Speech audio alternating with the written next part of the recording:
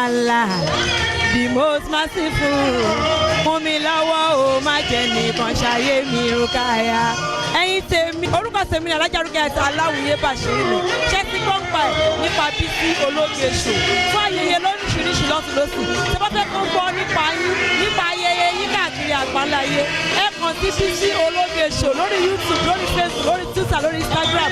In fact, Bísí ológe they are the best. Love you.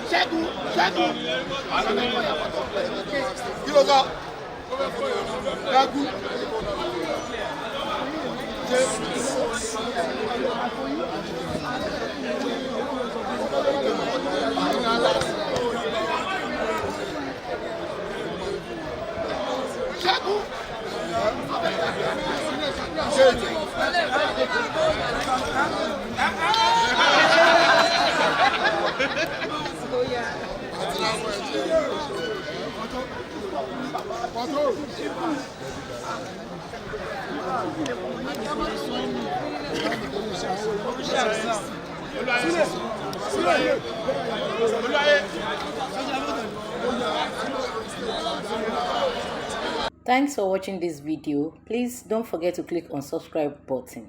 Kindly comment and share. We drop new videos daily. Thank you. God bless you.